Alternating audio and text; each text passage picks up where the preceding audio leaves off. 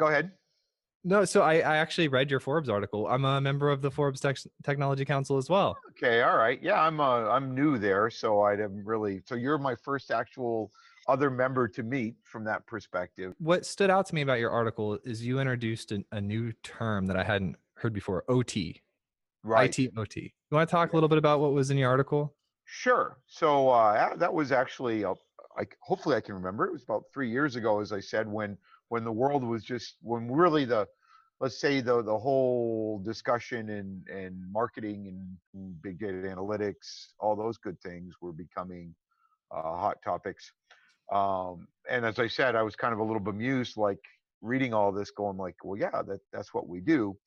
But what the term that OT, which stood for operational technology, the reason I introduced that is a lot of the technology discussions that are going on now on IoT, digital transformation, are being led by IT technology groups and by IT companies, right? Or companies that want to be viewed as IT companies.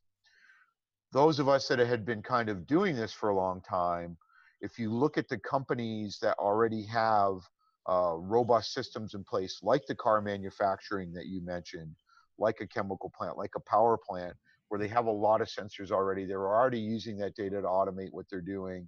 There's entirely separate groups of people that are running those systems, that are put in that sensors and collect that data and run the software and applications on, frankly, physically separate, well, I should say, not physically, but segmented from a security point of view, network and computing infrastructure uh, that is not tied in, integrated solidly with the IT stuff, because it's critical infrastructure to run the plant.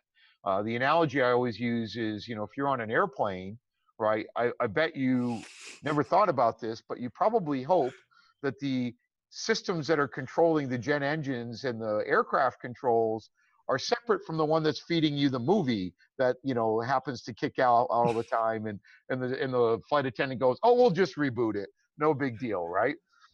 Rebooting the system that's actually running the engines in the flight management system while you're in flight, that would be a little bigger deal than restarting the entertainment system.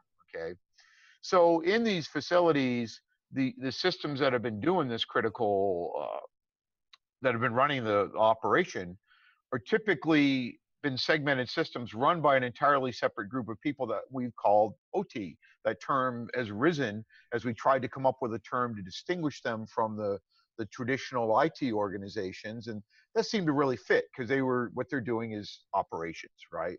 They're not about, and by operations I mean manufacturing operations, not they're running the ERP systems or looking at necessarily at inventory or orders receivable, all this kind of stuff. It's all about, how do we keep the plant operating? Again, same way that you have dedicated systems on that plane that are making sure that the engines are running correctly, and the flight management system is making sure you're going the right direction. Okay. So that's what we mean by OT.